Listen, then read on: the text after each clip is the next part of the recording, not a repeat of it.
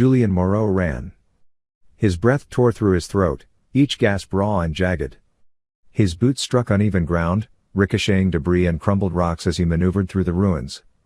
Above, the wind roared through shattered archways, carrying the scent of rain, moss, and something older, something that reeked of rot. The torn page in his grip crinkled, damp with sweat. He couldn't let go. Not after everything. Not after what he had seen. The parchment felt alive, pulsing against his fingers as though the ink itself resisted his hold. It was ironic how in the midst of the decaying world which seemed to be slipping effortlessly through his fingers, this one thing seemed to carry with it the air of life. Life. The irony of it. He wasn't entirely sure what that even meant anymore. A voice slithered through the ruins, smooth, deliberate. With the mental grip of a reaper's scythe, it caused the hairs on the back of his neck to stand on end. It was close. Too close. You can't hide forever, Julien. A tremor ran through his spine. The voice wasn't hurried. It wasn't afraid. It was certain. However, he wasn't sure what scared him more, its sickening tone or the truth embedded in its words. He twisted around a broken column, his shoulder colliding with rough stone, knocking the air from his lungs. Behind him, the footsteps never faltered. Slow. Measured. They followed his panic with an unbearable calm. A shadow flickered against the crumbling wall. Watching. Waiting. Like a predator stalking prey, not in a hurry to finish him, but rather finding his fear amusing. Julien's pulse pounded against his skull. The codex page burned in his grip. He needed to disappear. Ahead, the ground yawned open, a gaping wound where the stone had caved in. He knew then that there was only one way out. The old wine cellar. He had no time to think. No time for fear. Without another thought, he threw himself into the abyss. The impact sent pain splintering up his knees as he landed in the darkness. Cold air suffocated him, thick with damp stone and something else, old wax and the faint scent of blood. Above, the footsteps stopped. As though listening. Like a game maker calculating his next move. Julien pressed himself against the wall, forcing his breath to slow. It had to be perfectly balanced, not too fast or too loud. Or they would hear. He bit down on the inside of his cheek, the coppery taste of blood spreading across his tongue. Move, his subconscious pleaded with him. On shaky feet, like a puppet being pulled by the strings of his own mind, he pushed forward, deeper into the cellar's labyrinthine corridors. Moonlight bled through cracks in the ceiling, silver beams cutting through thick shadow. Rows of wine racks stood like skeletal sentinels, their broken forms casting jagged silhouettes across the damp floor. Find the tunnel. Legends whispered of a passage beneath the chateau, a hidden route where Saunier had once walked. Where he had buried the truth before they silenced him. But it wouldn't stay buried for long. Julien's fingers skimmed the wall, searching. Feeling for mismatched stones, an odd dent, something that stood out. And then he paused. Wood. Cold. Ancient. Carved. Symbols, rough beneath his touch. Shapes he had seen before, in the codex. His breath caught in his throat. Intricately woven designs that resembled the very framework of the Matrix. It's real, he whispered, his voice nestling a sense of disbelief. A thud above disrupted his train of thought. Then another. They were inside. Julien pressed his shoulder against the wooden panel, muscles straining. It resisted, unmoving, unwilling. He clawed at its edges, breath ragged as the footsteps above creaked onto the stairs. As though the universe heard his distress, he felt a sudden shift. And then a whisper of air. The door gave way just enough. Julien slipped through hurriedly, forcing it shut behind him. Once again he was met with the embrace of darkness. His breath shuddered from his lips. The silence was heavy, weighing on him like an anchor. His fingers pressed against the stone. The carvings were deep, deliberate. He traced them, feeling their shape, the looping pattern of an ancient alchemist's symbol. But there, something different. A subtle shift in the design. A warning, not a seal. The kind meant to keep something in, not out. A sane person would have turned and left then. But Julien was far from sane. He was desperate, and he knew whatever lay ahead had to be important. No one went through that much trouble to hide something insignificant. His grip tightened on the parchment. If they caught him, it wouldn't just be his life. It would be history itself, swallowed by shadows. Above, a voice whispered his name, breaking him from his reverie. Without another thought, he turned and plunged deeper into the tunnel. Julien staggered from the passage, lungs heaving, dawn stretching its ghostly fingers across the sky. Magdala Tower loomed ahead, its jagged silhouette rising against the morning like a stone sentinel. He took in deep breaths as he realized he had made it out. However, he knew this was just the beginning. His boots skidded against loose gravel as he forced himself forward. He had to reach the top. The truth was waiting. The climb was a slow punishment. The stone staircase coiled upward, each step rattling through his bones. The air thickened, pressing against his skin, his breath fogging in the cold. The tower was watching, its eerie windows and harrowing echoes reminding Julien of its presence with each step. At last, he reached the top. He shoved against the heavy wooden door, sending dust spilling from the frame as it groaned open. The chamber swallowed him whole. Inside, the air hung still, as though the room itself had been holding its breath. The first tendrils of dawn slanted through the narrow window, casting pale light over stone, dust, and something else. Something carved. Julien moved toward it, trembling fingers brushing against time-worn symbols etched into the stone. Familiar. The same markings from the Codex Tenebris. His breath hitched. With a sharp inhale, he pressed against the central glyph. A click. The wall shifted, causing the ground beneath him to tremor as a gust of air wafted into the room. Inside, something gleamed. Clear as day, as though taunting him. Saunier's cross. Intricate filigree laced its surface, the metal impossibly pristine, as if it had been waiting for him alone. Symbols, delicate yet deliberate, wove through its design, whispering secrets long buried. The craftsmanship was unlike anything he had ever seen, too perfect, too precise. It was not just a relic. A key to something much greater. He reached for it. The metal burning against his palm, freezing cold despite the warmth of his skin, causing him to hiss. However, it wasn't enough to force him to let go. And then, the air changed. A shift in the light. A flicker of movement. A presence, vast and unseen, unfurling in the dark. Julien swiveled around, distraught as he tried to make out what it was. His fingers clenched around the cross. The temperature plummeted once more. The silence thickened, pressing against his ribs, squeezing the air from his lungs. Then, pain. A vice wrapped around his throat, crushing his windpipe. His mouth wrenched open, but no sound came. Like a parasite, he felt as something wriggled and writhed inside him. Heat surged along his tongue, searing his taste buds. An agonizing cry left his lips as symbols carved themselves into his flesh, molten runes branding his marrow. The pain was unbearable, a fire that didn't burn, it consumed. His veins ignited, the Codex's ink rewriting itself in his blood. His knees struck stone. Blood dripped, slow and thick, pooling around him in black rivulets. His hands clawed at the cold floor, searching for something, anything, to anchor him to this world. However, the symbols would not stop. They moved, shifting in patterns beyond human comprehension, pulsing with a language that predated time. Soon enough, they had covered every inch of his flesh, almost consuming him. What was left of his sanity desperately clung to stay awake. But soon enough even that was lost. His vision blurred. His pulse slowed.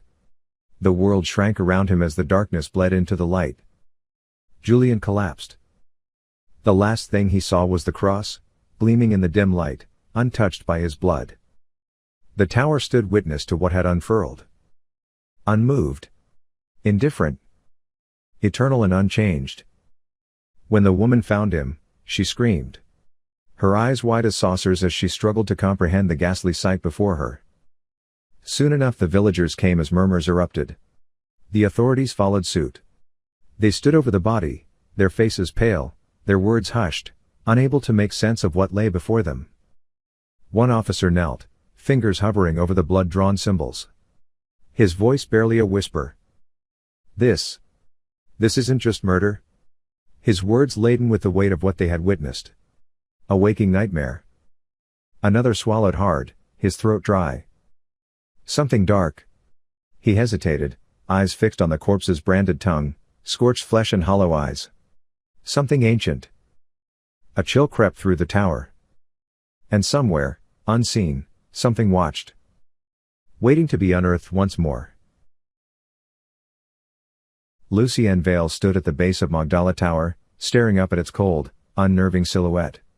The morning sun did little to warm the air, which seemed to override his senses. Something here resisted the dawn. The shadows felt heavier than they should have.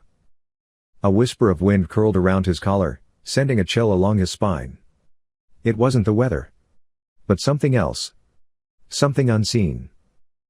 Behind him, the villagers murmured in hushed voices, their words thick with fear and something close to reverence. He tuned them out. His focus was above. Her was no stranger to peculiarities, and the last thing that he was about to do was unravel and lose his cool. The climb was slow and deliberate. The stone steps had been worn smooth by centuries of footsteps, yet today, they groaned beneath his weight, as though protesting his arrival. The closer he drew to the top, the air grew thick, pressing against his ribs like a held breath. At the entrance, a uniformed officer waited, his face pale, his expression carved from something between dread and duty. "Detective Vail." His voice was tight. "You'll want to see this." Just like that, the stillness that had once surrounded him seemed to cave in on him all at once. Inside the tower. The moment Vail stepped inside, it hit him. The heaviness of his surroundings, both figuratively and literally. Not just the scent of damp stone and old iron, but something older. It clung to the walls, settled into the floor. The air felt untouched, suspended, as though time had stopped the moment Julien Moreau took his last breath. The murmurs from outside fell away. Silence wrapped the room like a shroud. Vail's gaze moved to the body. Julien lay in the center of the chamber, arms crossed over his chest, fingers rigid around the cold gleam of Saunier's cross.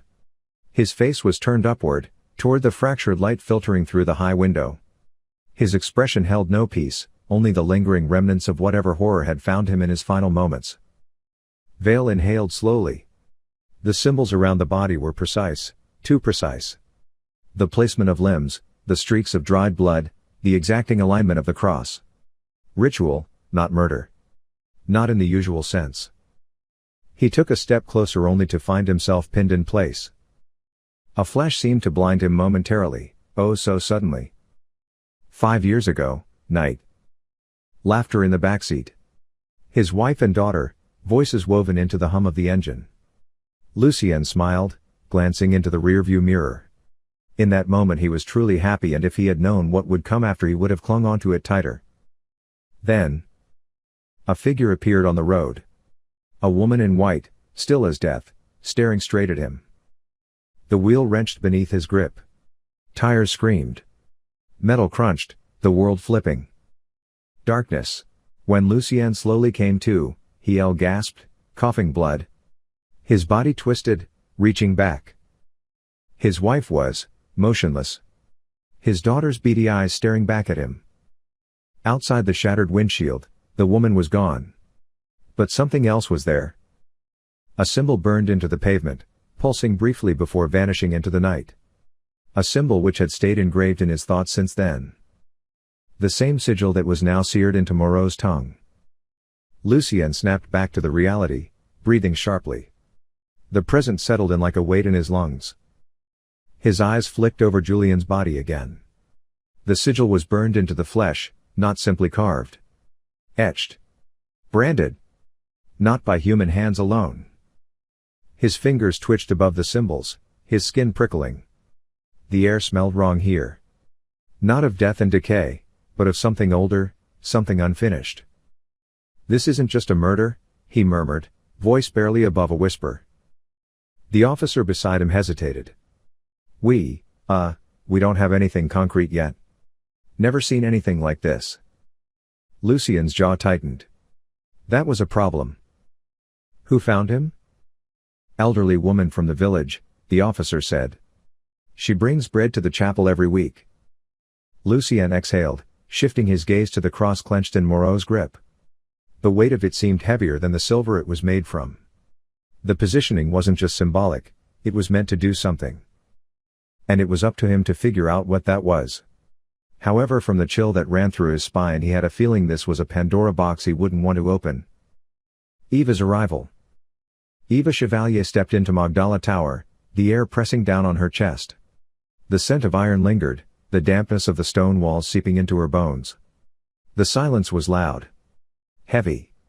It had swallowed something, and had not let go. Her gaze swept across the chamber, the body, the blood, the cross. It wasn't just a crime scene. It was a message. She moved forward, her steps deliberate, though her heartbeat told a different story. Lucien. His name was barely a whisper as it held an air of familiarity. Anything louder felt wrong.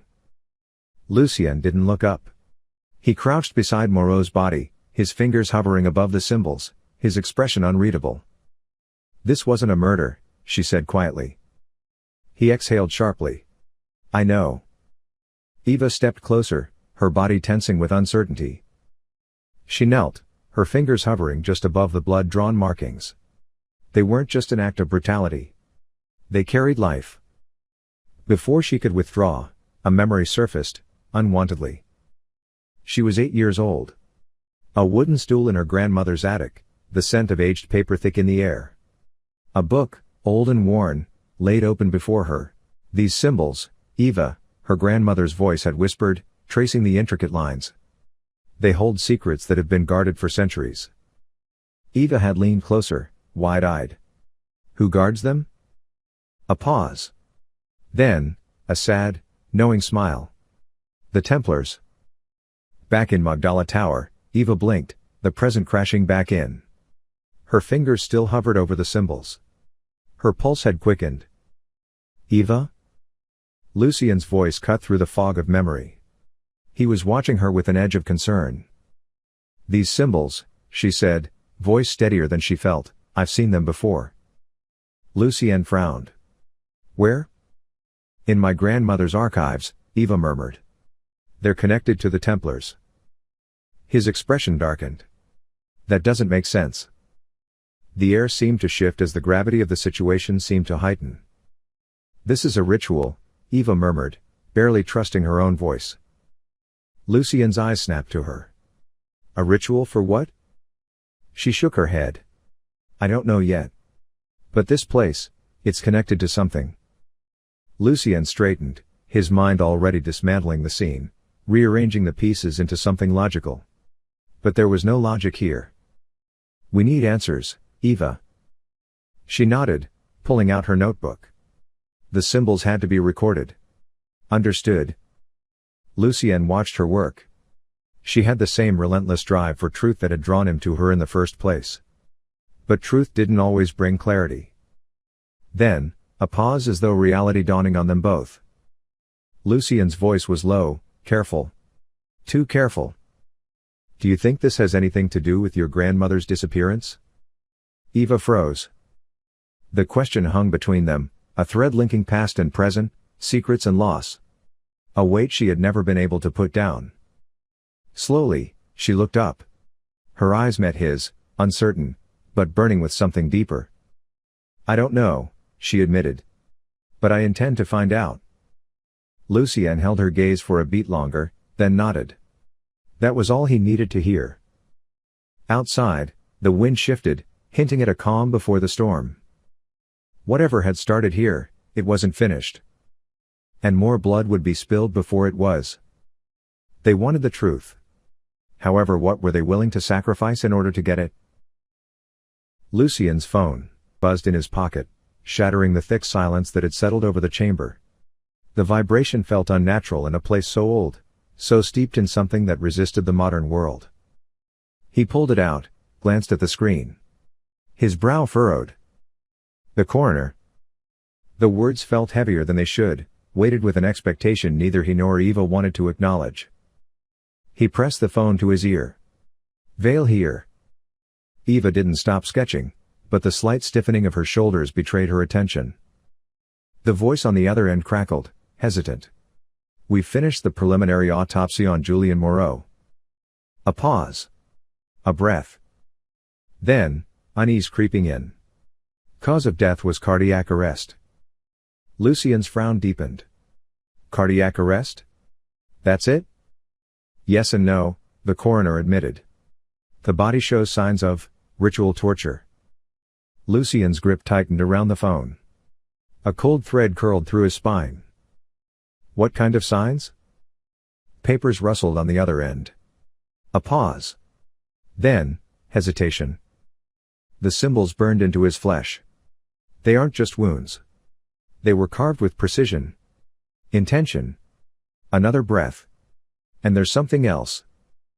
Lucien's pulse ticked faster. What?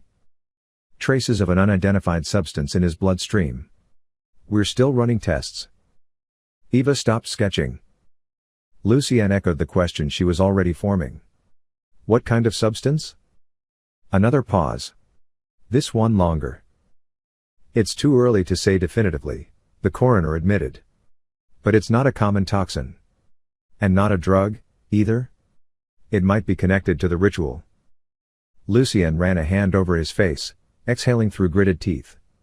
The puzzle only deepened, the pieces refusing to fit. So, he died of cardiac arrest, he muttered, more to himself than the coroner. Brought on by what? The torture? The substance? A hesitation. Then, possibly both. Lucien shut his eyes for half a second. Whatever had killed Moreau, it hadn't been natural. Keep me updated, he said, then ended the call. Eva's voice was quiet. Ritual torture. He nodded. Cardiac arrest was just the final push. Whatever they did to him, those symbols, that substance, it killed him. Eva set her notebook aside and crouched closer to the body. The air around it still felt heavy, thick. Like something unseen lingered. She hesitated, then reached out, lowering her gloved hand above one of the burned symbols. Not touching. Just hovering. Heat. Her breath hitched. The flesh was cold, long dead, but something in those marks still radiated a slow, seeping warmth. A lingering echo of whatever had been done here. Lucien knelt beside her, eyes narrowing. At first glance, the burns had seemed chaotic, jagged. But now, with a second look, he saw it. Not random. A pattern. The symbols weren't just branding. They were connected. A message left in flesh. A slow, icy realization crept through him. This wasn't just about identifying a killer anymore. They had to decode the message, before it was too late. The hidden meaning. Lucien crossed his arms, a flicker of something new shifting beneath his usual skepticism. These symbols, Latin inscriptions? Eva nodded, brushing a strand of hair behind her ear. Yes, but not just any inscriptions. The Templars used sigils like these in their rituals and encryptions. They believed symbols held power. Lucien leaned in, gaze dark with thought. So, whoever did this, either they descend from the Templars or they found access to their lost knowledge. Eva didn't respond immediately. Instead, she moved to her bag, pulling out a worn, leather-bound journal. The scent of aged parchment drifted into the air as she flipped through the brittle pages, searching. Then. Here. She turned the book toward him. Lucien peered over her shoulder. His breath stilled. The resemblance was undeniable. The symbols inked on the old pages matched the ones burned into Moreau's flesh, too precise to be coincidence. The curves and sharp edges formed something intricate, something designed with a purpose beyond mere brutality. A muscle tensed in Lucien's jaw. For the first time, his doubt cracked. You're right. His voice was quieter than usual, almost reverent. They're nearly identical. Eva traced one of the symbols in the book, her voice thoughtful. If we can compare these with the Templar archives, we might find an exact match. And if we do, we'll know exactly what Julien was caught up in, and who's behind this. Lucien straightened, his expression hardening.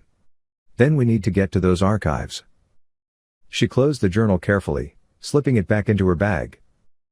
Lucien hesitated, not out of doubt, but something deeper.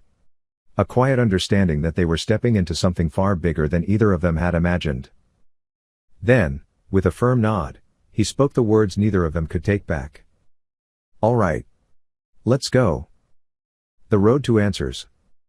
They left Magdala Tower, the crisp morning air doing little to shake the unease clinging to them. As they reached their car, Eva cast one last glance at the tower.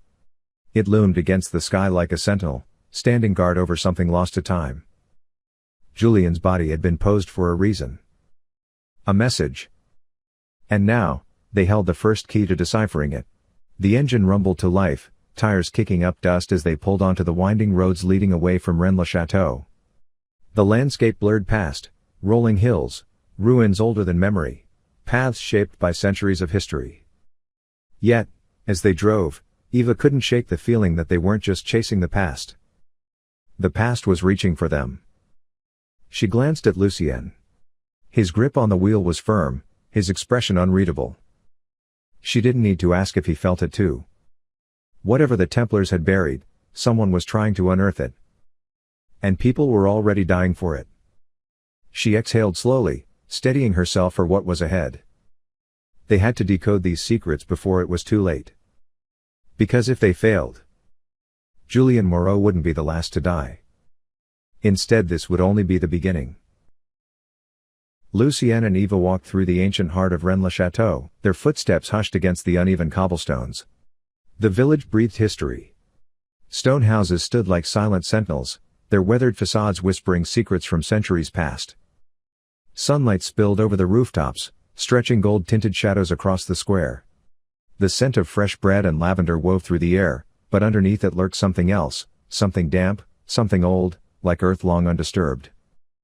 Villagers moved about their morning routines, tending to their shops and conversing in low voices. But there was an undercurrent beneath the calm, an unspoken awareness.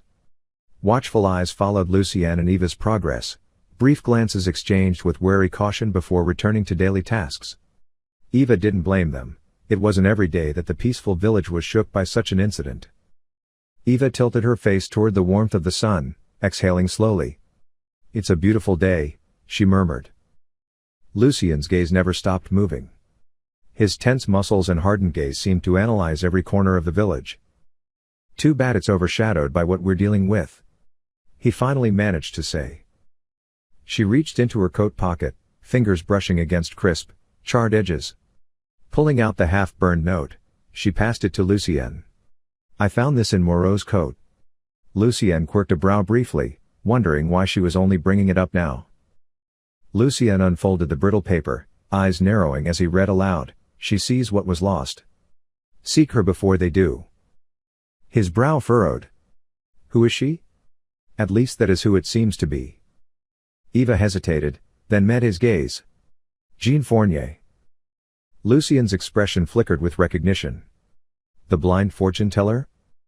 "She's been here longer than anyone remembers," Eva said, glancing toward the far end of the village. "If anyone knows about lost things or hidden secrets, it's her." Lucien folded the note and slipped it into his coat. Without another word, they turned toward Jean's home. Around them, the village carried on, but the further they walked, the deeper the sense of unease settled over them. Although the villagers turned a blind eye, they seemed just as desperate for the truth. The Journal of the Dead. As they walked, Eva pulled a battered leather notebook from her satchel. "I found this discarded on the tower stairwell. This was Moreau's." Her voice dropped lower. "I read through it during the drive here. He documented 5 past murders." Lucien took the journal, flipping through pages thick with frantic handwriting, smudged ink, and scrawled symbols. Names, dates and detailed accounts. The past clawing its way to the present. "All unsolved?" he asked, though he already knew the answer. Eva nodded grimly. "And all ritualistic. They all seem to carry the same dark pattern." Lucien stopped on a passage thick with overlapping notes. "The chapel murders of 1895. He read aloud, Father Antoine Lemoyne, heart removed with surgical precision, symbols burned into his chest. A circle of salt surrounded his body." Eva traced her finger across the page. "And a missing page from a medieval text he was studying." Lucien flipped to the next entry. "Léon Vauclair, 1789. Historian obsessed with lost Templar archives. Throat cut, hand severed, clutching a quill dipped in blood. Manuscript on the Grail vanished. Eva's voice was hushed. And the word vincula written in blood across his walls. Lucien exhaled sharply. Another entry. Dr. Francois Bellamy, 2014. Tongue severed, branded with the sigil found on Moreau. A medieval map of Rennes-le-Château pinned to the wall with a dagger, marking Magdala Tower. The key is not the Grail, Lucien read softly. The key is the blood. Eva's fingers curled tightly around the strap of her bag. Bellamy must have known something. Just like Moreau. Lucien turned another page. Sister Agnes Lefebvre, 2009. Drowned in the Abbey's baptismal font. A Templar cross carved into her forehead. Pages from a forbidden gospel stuffed in her mouth. Eva shuddered. She warned a journalist that someone was erasing history to bury the truth about the Grail. Lucien's throat tightened as he reached the last entry. Louis Deveau, 2003. Former priest turned occult researcher. Found hanging in his study. Latin phrase scrawled in blood, non mortui sed vigilantes. Not dead, but watching. A cold silence settled between them. Eva whispered, Deveau was in contact with my grandmother before she disappeared. The revelation hung heavy between the two of them. Each of the murders seemed linked to an artifact and each one seemed more vulgar and raw than the last. Lucien shut the journal, locking eyes with her. We need to find Jean Fournier. The warning. The path narrowed, winding between gnarled trees. At the end of it stood Jean Fournier's house, a small stone dwelling at the edge of the village, its shutters dark, its presence almost forgotten. Lucien glanced at Eva. Think she'll talk? Eva inhaled deeply, as if trying to taste the air before stepping forward. She had to. If anyone can help us make sense of this madness, it's Jean. But before they could take another step, a figure emerged from the shadows of the path. Mayor Etienne Dupont. His presence was a blockade. His face unreadable. Detective Vail. Miss Chevalier. His voice was clipped, devoid of warmth. Lucien stopped short, his posture tensing. Mayor Dupont. What can we do for you? The mayor's gaze flicked toward Jean's house, just beyond them, then back, voice dropping lower. I hear you've been asking questions about Julien Moreau. Eva's stomach knotted. Lucien's jaw clenched. The village had ears. It was only a matter of time before word spread about what they were doing there. We're the police, Lucien said flatly. That's our job. Dupont's face darkened. Then here's my advice, stop digging. Lucien's eyes narrowed. People are dead. More will die if we ignore this. Dupont exhaled sharply. His voice, quieter now. And more will die if you continue on this path. His words almost sounded like a threat. Eva's pulse quickened. We need answers. The mayor hesitated. Then spoke. Rennes-le-Château has secrets that protect it as much as they curse it. He paused. Then he turned and walked away. There was something odd about his words, which lay heavy with mystery. Lucien watched him go, muttering under his breath, remind me to look into that mayor.